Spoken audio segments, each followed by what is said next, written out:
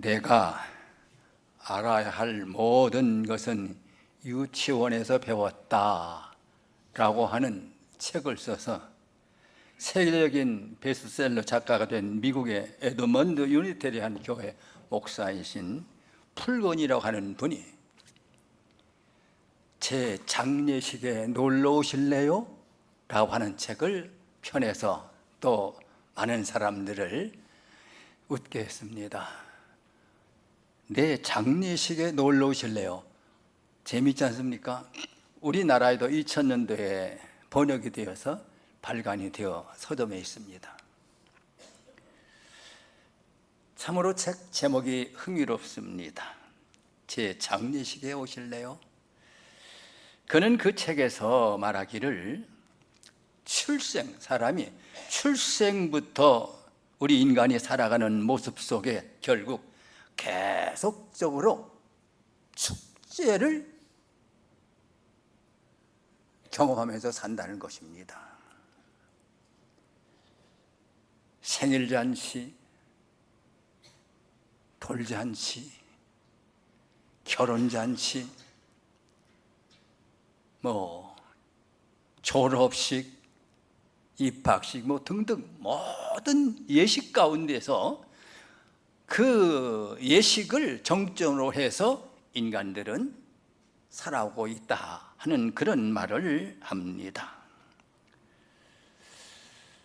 특별히 여성분들에게는 이 결혼식이 더 중요하게 여겨집니다.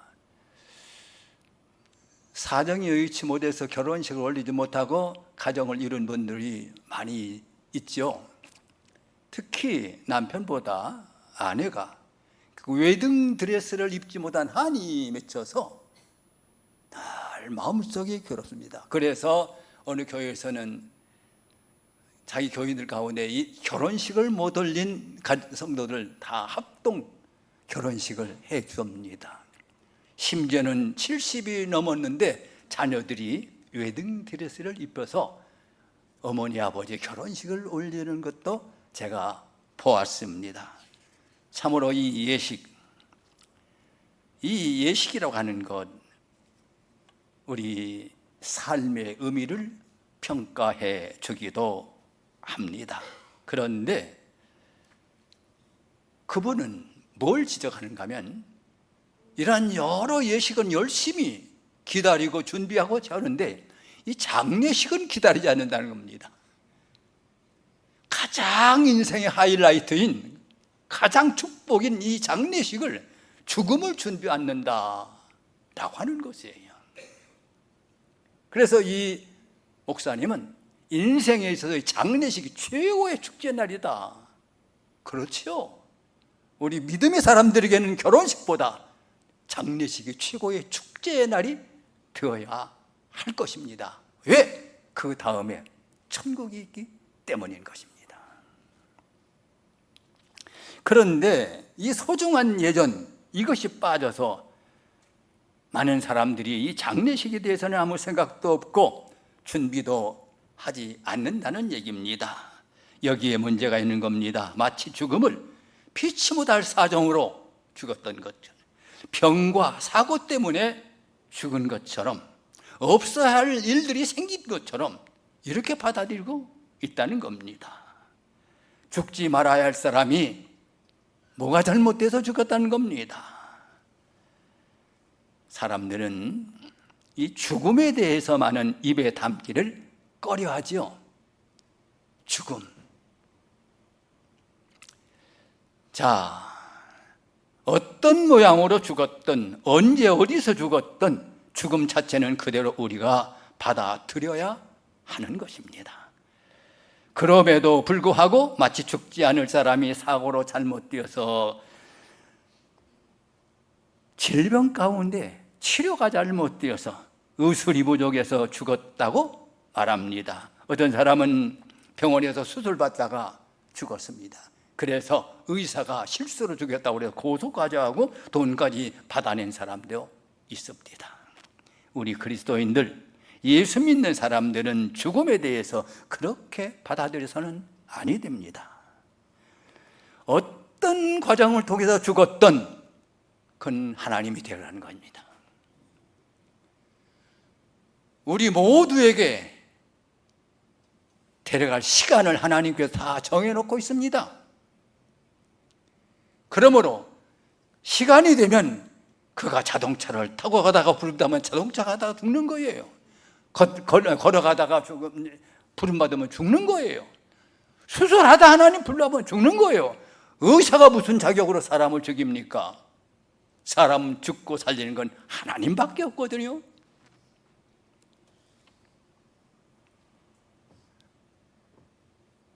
우리 그리스도인들은 어떠한 죽음을 가졌든 하나님이 부르셨다. 하나님이 부르셨다. 이 정신을 꼭 가지고 살아야 됩니다. 다시 한번 생각합니다. 죽음은 결코 사고가 아닙니다. 가장 자연스럽고 모든 의전 중에, 예식 중에 우리가 당하는 모든 총체적 사건 중에 가장 큰 사건이어야 하고, 그것을 그렇게 받아들여야 한다고 로버트 풀검은 말하고 있는 것입니다.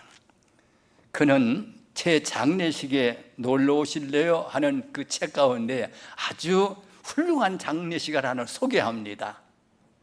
자기 교회 장례식을 하나 소개하는데요, 실제로 있었던 거예요. 마샤 카터라고 하는 할머님이 있는데, 그가 세상을 떠날 때 자신의 삶을 명랑하게 아름답게 살았고, 또 삶의 절정인 죽음을 가장 아름답게 스스로 장식하고 세상을 떠났습니다. 그는 유서를 통해서 모든 손님들에게 자기 장례식에 올 때는 검정옷, 상복 차림 같은 거 입지 말고 화사하고 아름다운 옷을 입고 오세요. 그리고 슬픈 노래 부르지 마세요. 즐거운 노래를 불러주세요. 그러면서 아주 경쾌한 프로그램으로 자기 장례식을 치러달라고 담임 목사님에게 부탁을 합니다. 그리고 마지막으로 고인의 편지가 낭독이 됩니다. 그 여사가 쓴 편지 보면 이렇게 기록되어 있습니다. 유서가: 지금까지 저는 멋진 인생을 살았습니다. 제게 고마움을 베풀어준 모든 분들에 대하여 감사를 드립니다. 문 앞에 죽음이 어른거리면 저는 따라 나설 것입니다. 춤출 때 신는 신발로 바꿔 신고 훌쩍 떠날 것입니다. 여러분도 그렇게 되기를 바랍니다. 안녕히 사랑을 띄우며 마샤. 이렇게 유서를 썼습니다. 그는 이렇게 세상을 떠났고, 그 장례식은 그야말로 굉장한 음악회로, 축제로 마쳤다고 합니다. 여러분, 자, 이것이 남의 나라 이야기만은 아닙니다. 우리나라에서도 특별히 교육계의 지도자로 높이 존경을 받았던 이화여자대학교 총장 김한란 박사, 그는 그리스도인으로서 우리나라에서 거행되는 모든 전도대회는 그분이 언제나 주동적인 역할을 했다고 합니다. 그는 선교와 전도에 온 힘을 기울였습니다. 그가 세상을 떠날 때에 내 장례식은 장송곡을 부르지 말라, 음악회와 같이 축제와 같이 지내다오, 절대로 눈물 흘리지 말라. 제가 이 기사는 신문에서 직접 읽었습니다. 그렇게 유언해서 그 장례식은 정말로 훌륭한 음악회로 이화에 대해서 치러졌던 것을 기억을 합니다. 그렇습니다. 남의 이야기가 아닙니다. 나 자신의 얘기라는 것을 잊지 말아야 합니다. 내가 가야 할 길입니다. 그 죽음의 길, 바로 내 눈앞에 지금 있습니다. 창세기 5장 6절을 보면 아담의 후손들, 그 족장들 이름이 쭉 나옵니다. 족장은 이름을 두고 그가 몇 세에 살다가 죽었더라, 몇 세까지 살다가 죽었더라, 반복적으로 죽었더라는 말을 기록하고 있습니다. 이것은 인간 타락 이후 죽음이 불변의 법칙이 되었다는 사실을 말해주고 있습니다. 곧 아담에게 속한 모든 인류는 아담 타락 시에 너는 흙이니 흙으로 돌아갈 것이니라 라고 하는 하나님의 형벌 선언대로 우리는 죽는 겁니다. 이 우리는 죽는 것이라고 선언받았어요, 하나님으로부터. 요한복음 오늘 본문 13장 31절부터 14장 31절까지는 다락방 강화라고 지칭하는 말씀으로서 죽음을 앞둔 예수님의 말씀이 유언의 형식으로 기록된 말씀입니다. 오늘 본문 31절로 35절에서는 예수께서 제자들에게 서로 사랑하라는 겁니다.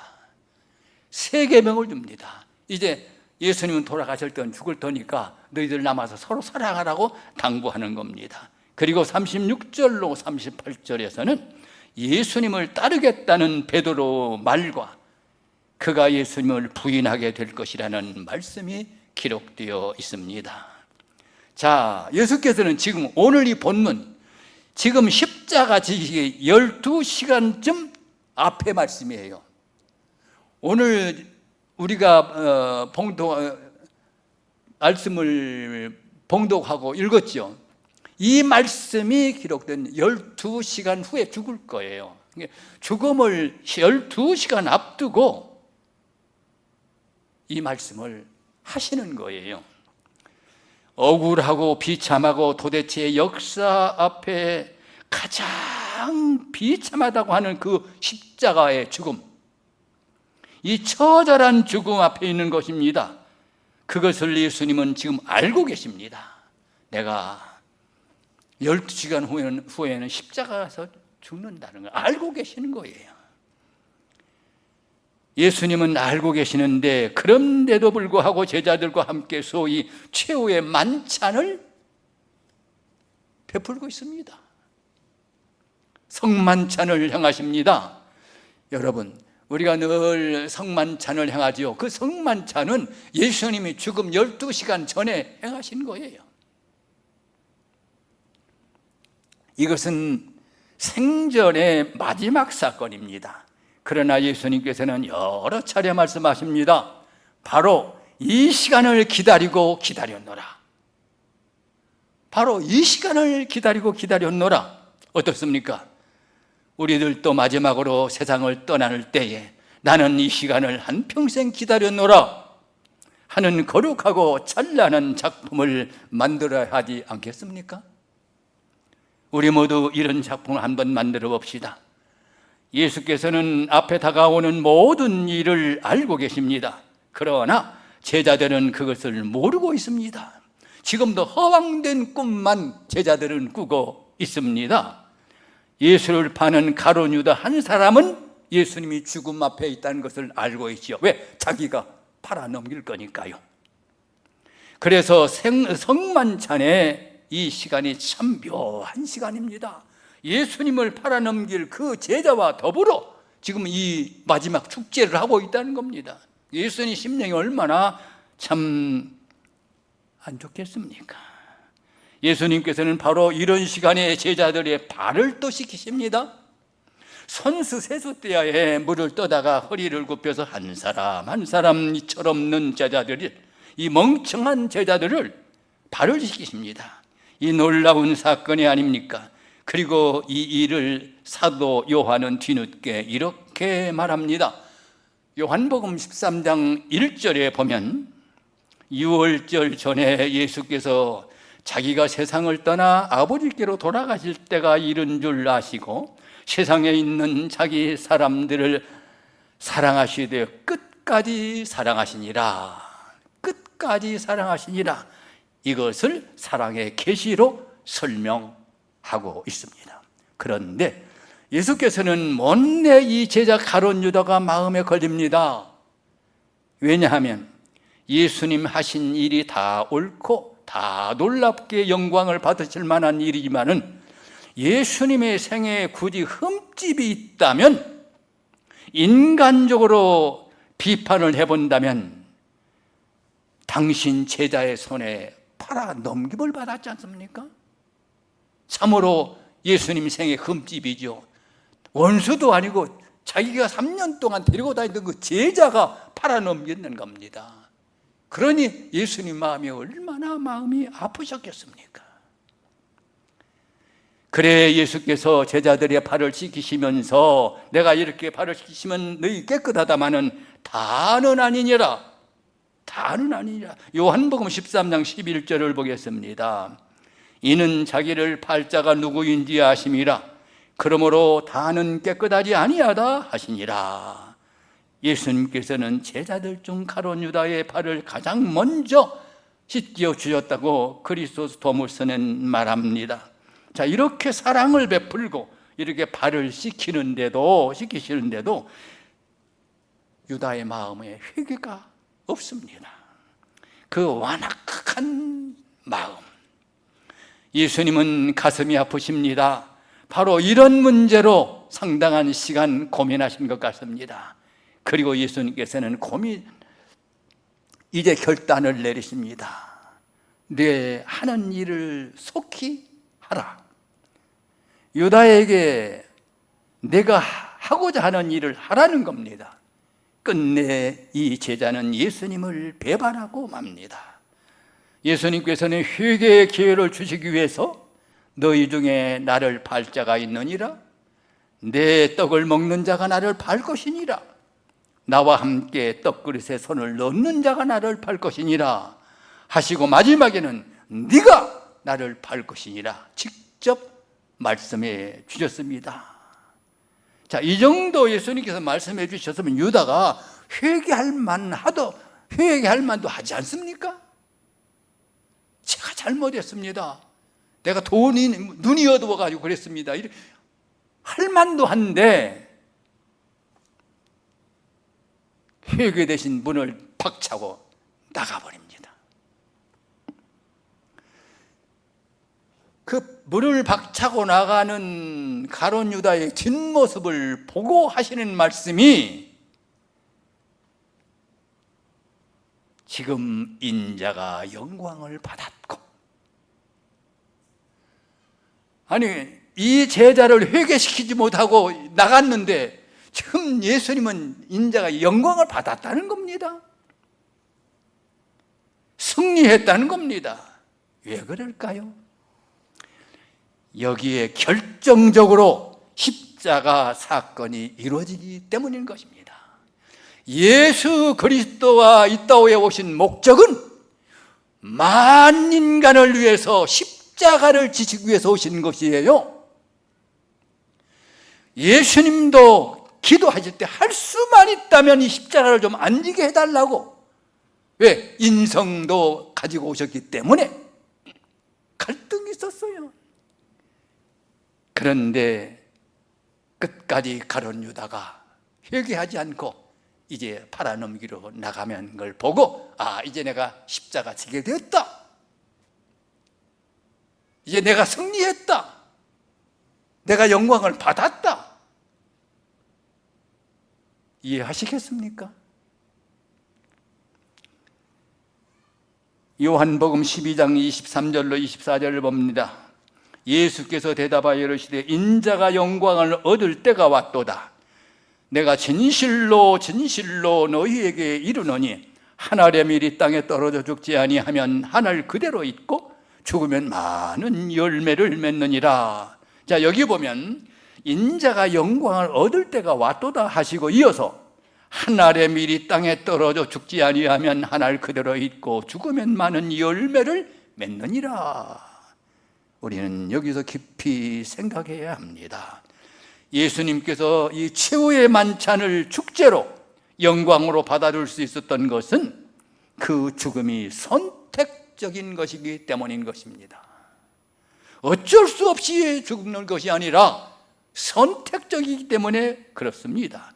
얼마든지 피할 길이 있었습니다. 적어도 이 시간만은 얼마든지 피할 수가 있었습니다.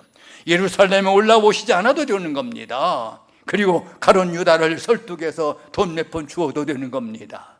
뿐만 아니라 빌라도 법정에서 한 말씀만 나는 그런 일이 없어 했어도 빌라도가 놓아주려고 했습니다. 그런데 거기서 묵묵부답입니다.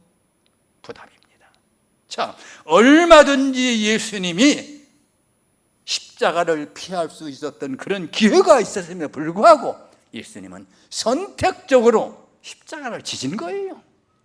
힘이 없어서, 능력이 없어서 십자가를 진 것이 아닙니다. 예수님 바로 십자가를 지러 오신 것입니다.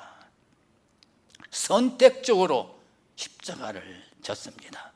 요한복음 10장 18절을 보겠습니다.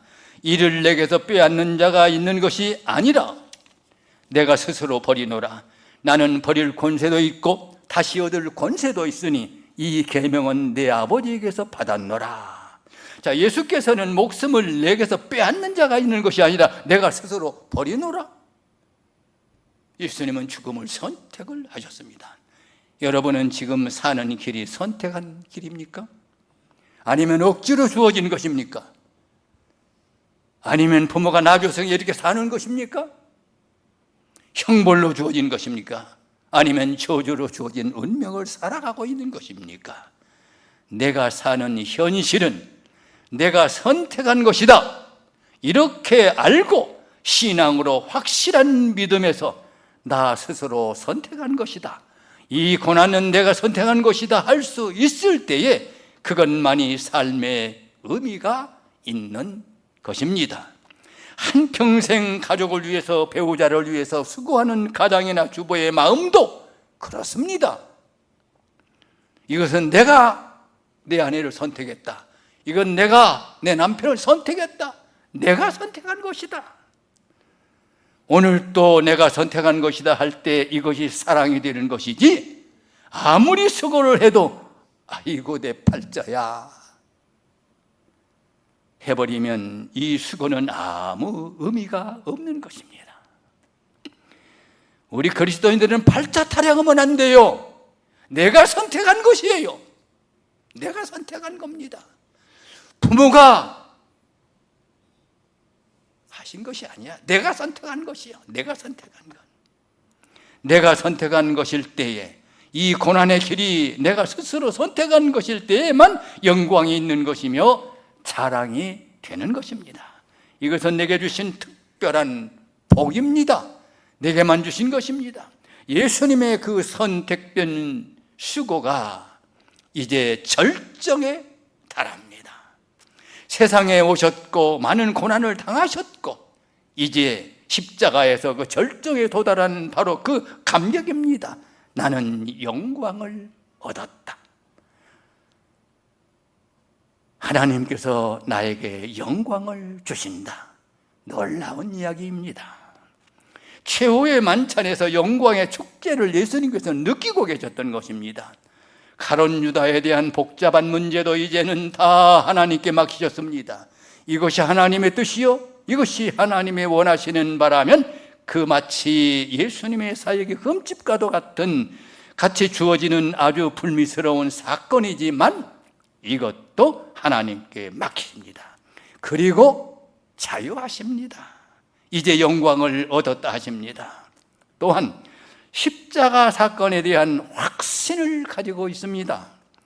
이 십자가 뒤에 부활이 있습니다. 그래 오늘 예수님께서는 계속해서 나는 간다, 갔다가 다시 올 것이다 하십니다. 죽으러 간다라고 말씀하시면서 제자들에게 조금 후에는 너희가 나를 못 보겠고 조금 후에는 나를 보리라고 말씀을 하십니다. 이 엄청난 십자가 사건 뒤에 있을 일에 대해서 확실한 믿음, 그야말로 확신이 있으십니다. 부활의 아침을 바라보십니다. 이 골고다 언덕 넘어서 부활의 아침을 환하게 바라보시기에 예수님은 십자가를 바라보며 영광을 느끼고 계셨습니다. 사랑하는 성도 여러분, 우리 모두도 예수님 같은 우리의 죽음 다음에 부활의 영광이 있다는 것을 내다볼 때 오늘 하루하루의 삶이 의미가 있고 축제가 되고 기쁜 것입니다. 원망이 나올 수 없습니다. 왜? 하나님이 뜻이고 하나님이 허락하신 삶이기 때문에 결코 낙심하거나 실망을 하지 않습니다. 또한 이 죽음은 놀라운 의미가 있는 것입니다. 이로써 만백성의 구원을 받게 됩니다. 내가 죽어서 썩어지는 미랄이 됨으로 많은 열매를 맺는다. 내가 사망의 권세를 이김으로 온 우주적인 구원의 역사가 이루어진다. 사실입니다. 대속하시는 역사가 이루어집니다. 마태복음 20장 28절을 보겠습니다. 인자가 온 것은 섬김을 받으려 함이 아니라 도리어 섬기려 하고 자기 목숨을 많은 사람의 대속물로 주려 함이니라. 예수님의 죽음이 띠고 있는 의미, 예수님의 십자가의 죽음이 띠고 있는 만백성을 향한 구원의 의미, 사망 권세를 이기고 모든 백성을 구원하시는 크고 놀라운 그 위대한 의미를 예수께서는 알고 계셨기에 나는 영광을 받았다라고 말씀하십니다. 그리고 이런 일을 생각할 때마다 후계자를 생각하게 됩니다. 그렇게 3년 동안 일하시고 이렇게 죽어가시면 그 다음은 어떻게 될 것인가? 그 이후가 궁금합니다. 이대로 끝나는 것은 아닌가 의문이 생깁니다. 그렇습니다. 그대로 끝나서는 안 되는 것입니다. 그래서 오늘 예수님께서는 놀라운 말씀을 하십니다. 제자에 대한 신뢰, 확신이 있습니다. 현재는 제자들이 한심합니다. 그러나 이 제자들의 저 앞에 있는 미래를 확신하고 계십니다. 요한복음 13장 5절 6절 말씀 봅니다. 이에 대하에 물을 떠서 제자들의 발을 씻으시고 그 두르신 수건으로 닦기를 시작하여 시몬 베드로에게 이르시니 베드로가 이르되 주여 주께서 내 발을 씻기시나이까? 자, 제자들의 발을 씻기실 때에 베드로에게 이름에 주께서 내 발을 씻기시나이까 하고 베드로가 사양을 합니다. 그때 예수님께서 이런 말씀을 하십니다. 내가 하는 것은 네가 지금은 알지 못하나 이후에는 알리라. 왜 내가 내 발을 씻기는지 나중에는 알 것이다 라고 예수님 말씀하십니다. 얼마나 중요한 의미가 있는지를 알 것이다 이 말입니다. 요한복음 13장 36절을 봅니다. 시몬 베드로가 이르되 주여 어디로 가시나이까? 예수께서 대답하시되 내가 가는 곳에 내가 지금은 따라올 수 없으나 후에는 따라오리라. 놀라운 말씀 아닙니까? 베드로가 지금 한심한 소리를 하고 있습니다. 무슨 영문인지 모르는 제 베드로가 여기 또 37절에서 이런 말합니다. 주여 내가 지금은 어찌하여 따라갈 수 없나이까? 주를 위하여 내 목숨까지 버리겠습니다. 자, 이렇게 큰 소리를 치지만 예수께서는 베드로에게 네가 나를 위하여 내 목숨을 버리겠느냐? 내가 진실로 진실로 네게 이르노니 닭 울기 전에 3번 네가 나를 부인하리라. 이렇게 말씀합니다. 자, 이렇게 한심하고 비겁한 제자들임을 다 알고 계시면서도 예수님의 마음속에는 깊은 자신감이 있으십니다. 이후에는 나를 따라오리라 하십니다. 지금은 내가 나를 부인하겠으나 훗날에는 내가 로마에서 거꾸로 못 박혀 죽을 것이다 하심인 것입니다.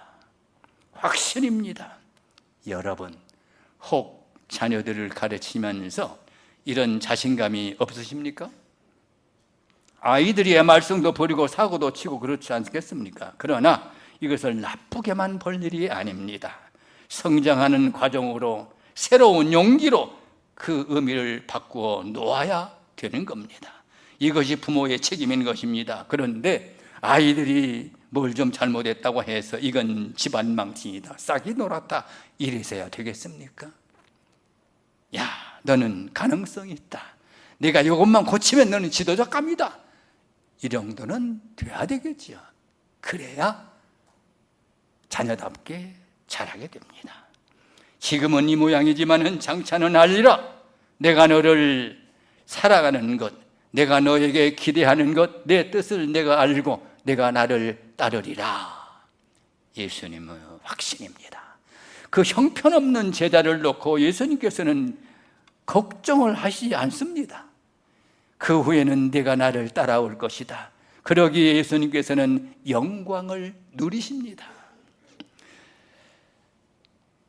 요한복음 16장 33절에 보면 내가 세상을 이기었노라고 선포하십니다. 내가 세상을 이기었노라. 최후의 만찬은 확실히 예수님의 마음에는 큰 축제였습니다. 이것을 잊지 말아야 할 것입니다. 독일의 유명한 신학자 볼트만은 성령의 능력 안에 있는 교회라고 하는 책에서 예수의 영광이라는 제목하에 이런 글을 썼습니다. 예수님께서는 죽음을 선택하셨기에 부활의 영광을 누리셨다. 예수의 생애란 한마디로 축제의 생애였다. 지배자의 생을 산 것이 아니요 노예적인 생을 산 것도 아니다.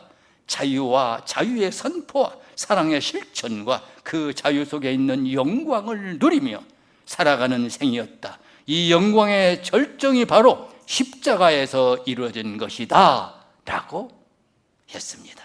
여러분, 예수님께서 예루살렘에 입성하실 때 사람들은 그 의미를 몰랐습니다. 그러나 예수님만은 아십니다. 그러기에 승리의 축제예요. 앞에 십자가가 있지만은 십자가를 향해서 나귀를 타고 만세를 부르며 올라가십니다. 이 안이 축제이겠습니까? 최후의 만찬, 그것은 십자가를 앞에 놓고 이루어지는 절정의 축제였습니다. 뜻을 모르는 사람들에게는 슬픈 송별회요, 슬픈 이별의 시간이었습니다. 그러나 뜻을 다 알고 계시는 예수님께서는 이것은 승리의 시간, 축제의 시간이었습니다. 오랫동안 기다리던 일이 오늘 이 자리에 와서 열매를 맺고 있는 절정에 이른 것입니다. 사랑하는 영원교회 성도 여러분, 여러분은 인생길 마지막을 어떻게 맞고 싶습니까?